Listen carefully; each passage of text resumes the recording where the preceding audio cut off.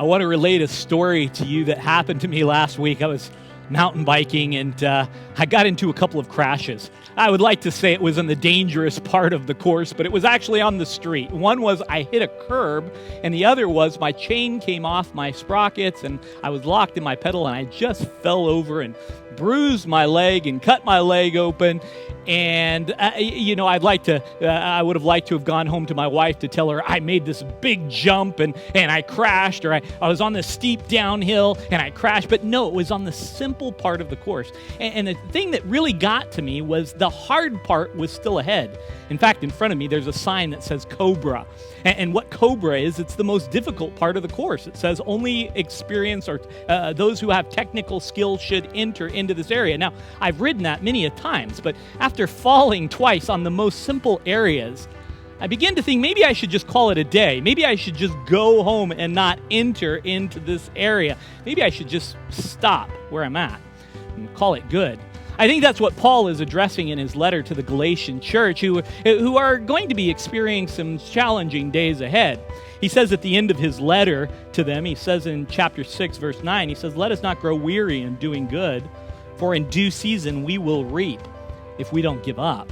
I find it interesting. He says, don't grow weary. In the Bible, you see almost everyone who serves the Lord faithfully grows weary. You've got Moses and David, Elijah, Jeremiah. The list goes on and on.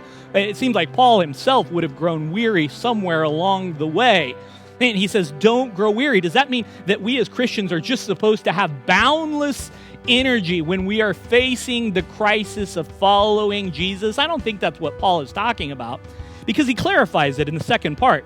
He says we should not give up. When he's talking about not growing weary, he's actually talking about while you're weary, not giving up, but that we would press on, that we would persevere to the end on the course that God has for us. And why does he say that we should do that? Well, he gives us the words here. He says, in due season, we will reap. We'll reap if we don't give up. He tells us that there is a reward for those ahead who continue to persevere. You see, the church of Galatia, they were experiencing a little bit of the trials of life at that time.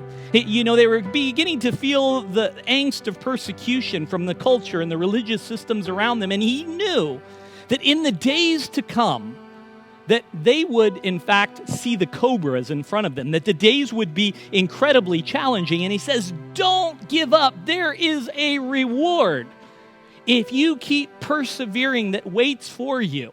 He tells Timothy what that reward is in 2 Timothy chapter 4, verse 8. He calls it the crown of righteousness. And he says, Timothy, in my life there have been so many struggles, but I have fought the fight. I have finished the race or run the race, and I have kept the faith. Notice what he says. Keeping the faith is like running a race. It's like fighting a fight. And he says, I have done that. And it has been a challenge, but I kept going on because I knew the crown of righteousness was in store for me. Beloved, we need to remember in the middle of this life that we are living in the course that God has marked out for us, we need to keep that crown of righteousness on our minds. And that will help us persevere and not grow weary in the days to come. That will help us finish the race and fight the fight and keep our faith. Keep these words of Paul in mind. He gives them to us to encourage us in the challenging days ahead. And I hope that these words have encouraged you. Let me give them one more time. Let us not grow weary in doing good, for in due season we will reap if we don't give up. May you keep persevering in the midst of the weary days of faith ahead. Be encouraged by these words of Scripture today. God bless and have a great day.